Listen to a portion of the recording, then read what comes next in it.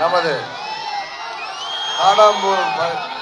காடாம்புலிகளிலே குடியிருக்கின்ற அருமை பெரியோர்களே, அன்பு தாய்மார்களே, எழுச்சியோடு இங்கே வருகை புரிந்திருக்கின்ற இளைய சமுதாயமே, உங்கள் அனைவரையும் இன்றைக்கு இங்கே சந்திப்பதிலே நான் மிகவும் மகிழ்ச்சி அடைகின்றேன். வருகிற 18ஆம் தேதி நாடாளுமன்ற தேர்தலும் அதனுடன் சேர்ந்து 22 சட்டமன்ற தொகுதிகளுக்கும் தேர்தல் வருகிறது. 18 ஏப்ரல் 18லும் மீதி 4 மே 19லும் வர இருக்கின்றது. இந்த சட்டமன்ற இடைத்தேர்தலிலே தம்பி கொஞ்சம் இறங்கிங்க, அவங்களுக்கெல்லாம் தெரியும். தம்பி கொஞ்சம் இறங்கி, அவங்களுக்கெல்லாம் தெரியணும். இந்த தமிழகத்தை வஞ்சித்துக் கொண்டிருக்கின்ற பழனிசாமி கம்பெனி ஒரு தொகுதியில் கூட வெற்றி பெற முடியாது என்பது உங்களுக்கு தெரியும்.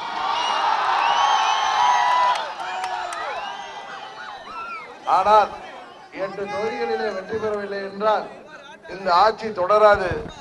அதனால்தான் நீங்கள் இவர் ஆர்வத்துடனும் ஆரவாரத்துடன் இருக்கிறீர்கள் என்பது எனக்கு தெரியும். போதாக்குறைக்கு பழனிசாமி கம்பெனி மோடி அண்ட் கோவுடன் கூட்டணி வைத்திருக்கிறது. பழனிசாமி வார்த்தைகளை சொல்ல வேண்டும் என்றால் மெகா கூட்டணியாம். டாக்டர் அன்புமணி வார்த்தைகளை சொல்ல வேண்டும் என்றால் அது என்ன கூட்டணி? மானங்கெட்ட கூட்டணி. இதுல யாருக்கு மானம் கெட்டு போயிட்டுங்கிறத மக்கள் தான் இந்த தேர்தலில் முடிவு பண்ணி. இன்னொரு கூட்டணி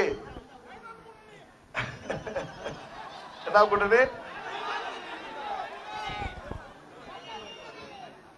அதாவது மதச்சார்பற்ற மக்கள் கூட்டணியா? மற்றதெல்லாம் மத சார்பு உள்ளது, இவங்க ஒன்றே மத சார்பற்றவங்க. இவங்க எல்லாம் இஸ்லாமியர்களுடைய பாதுகாவலர் சொல்லி இவங்க அப்பா இவரெல்லாம் ஏமாத்துறதுனால ஸ்டாலினை ஆர்கே நகர் தொகுதியில இஸ்லாமிய பெருமக்கள், சிறுபான்மை பெருமக்கள், கிறிஸ்துவர்கள்லாம் சேர்ந்து டெபாசிட்டே காலி பண்ணி விட்டாங்க. உங்களுக்கு தெரியும். அதனாலதான் இப்பெல்லாம் நான் பயந்துகிட்டு, நான் இந்துக்களுக்கு எதிரி அல்ல, எங்கள் வீட்டு பெண்கள் எல்லாம் சாமி கும்பிடுவார்கள், நாங்கள் தடுக்க மாட்டோம். எல்லா வீட்லயும் தான் எல்லாரும் சாமி கும்பிடுவாங்க. இது என்ன பெரிய விஷயமா? ஏன்னா அவங்க வீட்டு லேடிஸ் எல்லாம் என்ன சௌர இதுக்கு போயிட்டு வந்துட்டாங்களா சந்திர மண்டலத்துக்கு? காரணம் இஸ்லாமியர்களையும் கிறிஸ்துவர்களையும் அவங்க ஏற்கனவே இவங்களுக்கு ஆதரவா இருந்தப்ப அவங்க இவங்க மேல நம்பிக்கை வச்சு ஆதரவா இருந்தாங்களே தவிர இந்துக்களை யாரும் புண்படுத்துற மாதிரி பேசுறதை எந்த ஒரு இஸ்லாமியரோ எந்த ஒரு கிறிஸ்துவரோ நிச்சயம் விரும்ப மாட்டாங்க, ஏத்துக்க மாட்டாங்க. எந்த ஒரு மதமும் அடுத்த மதத்தை தாக்கி பேசுவதை நிச்சயம் அவர்கள் ஏற்றுக்கொள்ள மாட்டார்கள். அதனாலதான் இந்துக்களை எதிர்த்து பேசிட்டு இப்ப இந்துக்களையும் பாதிக்கிட்டோமே அப்படின்னு சொல்லிட்டு தான் நான் இந்துக்களுக்கு எதிரி இல்லை, அவங்களுக்கு எதிரி இல்லை, இவங்களுக்கு எதிரி இல்லைன்னு பேசுறேன். எதுக்கு ஒரு அரசியல் கட்சிக்கு மதம் ஜாதி எல்லாம் எதுக்கு? ஜாதி மதத்தை சொல்லி நம்மளை பிரிக்க பார்ப்பாங்க. தேர்தல் வரும் போகும். ஆனால் நாம் அனைவரும் பல சமுதாயங்களை சேர்ந்தவர்கள், மதங்களை சேர்ந்தவர்கள் ஒன்றாக ஒரே ஊரிலே வசிக்கிறோம். நமக்குள் பிரிவினை உருவாக்குபவர்களை தயவு செய்து நீங்கள் புறந்தள்ள வேண்டும். தமிழ்நாட்டில் நீங்க எவ்வளவோ பிரச்சனை இருக்கு. விவசாயிகளுக்கு பிரச்சனை, விவசாயம் பண்ண தண்ணி இல்லை, விவசாயத்துல கஷ்டப்பட்டு உற்பத்தி செய்யற பொருளுக்கு நல்ல விலை இல்லை. போதாக்குறைக்கு விவசாயத்துல இவ்வளவு கஷ்டப்படுறப்ப என்எல்சிக்கு நிலத்தை எடுக்கிற, மீத்தேன் திட்டத்துக்கு எடுக்கிற, ஹைட்ரோ கார்பனுக்கு எடுக்கிறேன்னு ஏழை விவசாய மக்கள் 2 ஏக்கர் 6 ஏக்கர் வச்சிருக்கவங்கள அதை வாங்கிட்டு ஊரை காலி பண்ணுங்கிற மாதிரி இந்த பழனிசாமி மத்திய மோடி அரசாங்கம் முயற்சி செய்து இதையெல்லாம் அம்மா அவர்கள் இருந்த வரைக்கும் தடுத்து நிறுத்தினாங்க. இப்ப பழனிசாமி இதெல்லாம் திறந்து விட்டாரு. ஏன்னா மோடிக்கு அவங்க எடுபடிகள் தானே, எடுபடி பழனிசாமி தானே அவரு. மத்தியில உள்ள மோடியோடைய எடுபடிகள் தான் பன்னீர்செல்வம் பழனிசாமியும். இதுதான் இந்த ஆட்சி, எடுபடி ஆட்சி தானே. இங்க இருக்கிற சம்பந்தம் பாருங்க, அவங்க எல்லாம் ஆட்சியா நடத்துறாங்க. ஒரு கம்பெனி நடக்குது இங்க, மத்திய அரசாங்கத்தோட கிளை கம்பெனி இங்க நடக்குது. ஆத்துல மணல் அள்ளுறது கான்ட்ராக்ட். இங்க தொண்டர்கள்லாம் இப்ப நம்மளோட இருக்காங்க. அம்மாவுடைய தொண்டர்கள்லாம் இன்றைக்கு அம்மா மக்கள் முன்னேற்ற கழகத்தில் இருக்காங்க. அங்க இருக்கிறதெல்லாம் டெண்டர் பார்ட்டிகள் தான், வெறும் டெண்டர் தான் அங்க இருக்கிறது.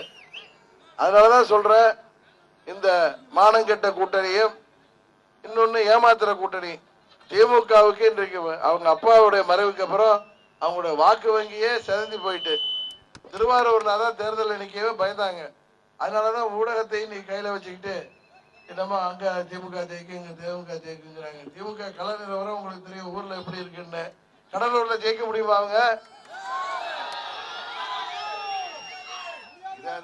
இதுதான் உண்மை. தமிழ்நாட்டில் வாழ்ற விவசாயிகள், விவசாய தொழிலாளர்கள், வியாபாரிகள், ஜிஎஸ்டியால பாதிக்கப்பட்ட வியாபாரிகள், சிறு குறு தொழிற்சாலைகள்லாம் நீங்க மூடிட்டாங்க.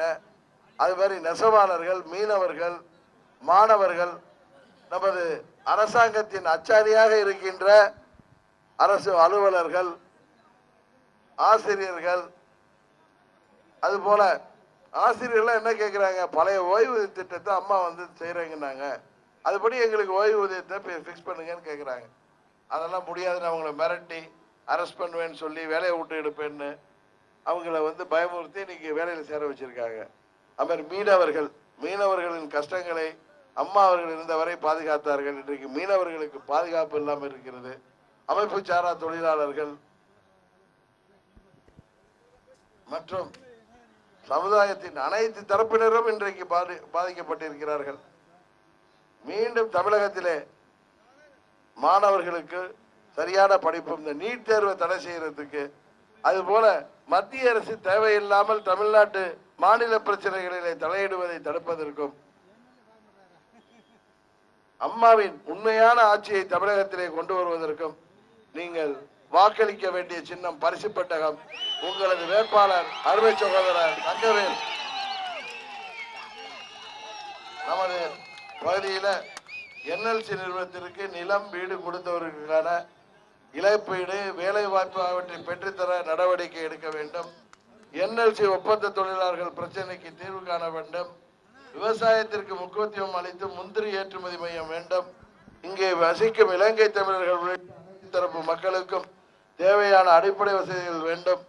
சென்னை டு கும்பகோணம் நெடுஞ்சாலையில் நெய்வேலி கண்ணுத்தோப்பு பாலம் விரிவுபடுத்தி கட்டப்பட வேண்டும் போன்ற நமது பகுதி கோரிக்கை மாத்திரமல்லாமல் நமது கடலூர் பாராளுமன்றத்தில் உள்ள அனைத்து பிரச்சனைகளையும் தேவைகளையும் மக்களின் தேவைகளையும் பூர்த்தி செய்ய அம்மா மக்கள் முன்னேற்ற கழகத்திற்கு வாய்ப்பளிக்க வேண்டும். இந்தியாவின் பிரதமரை தேர்ந்தெடுக்கின்ற பொறுப்பு உங்கள் கையில் தான் இருக்கிறது. காங்கிரஸ் கட்சிக்கோ பிஜேபிக்கோ பெரும்பான்மை கிடைக்க போவதில்லை. நீங்கள் கை காட்டுகிற ஒருவர் தான் இந்தியாவின் பிரதமராக வர முடியும். தமிழ்நாட்டின் உரிமைகளை மீட்டெடுக்க நீங்கள் வாக்களிக்க வேண்டிய சின்னம் பரிசு பெட்டகம். உங்களது வேட்பாளர் அருமை சகோதரர் தங்கவேல் என்று சொல்லி விடைபெறுகின்றேன். நன்றி, வணக்கம்.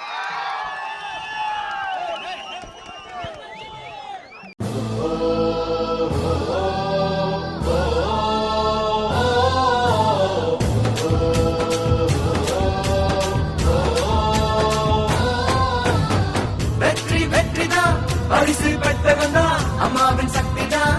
பரிசு பெட்டகம்தான் வெற்றி வெற்றிதான். பரிசு பெட்டகம்தான் யுக்திதான். பரிசு பெட்டகம்தான் ஏழைகளின் துயர் போக்கும். பரிசு பெட்டகம் பெட்டகம் பெட்டகம் தமிழரின் உரிமை நீக்கும்.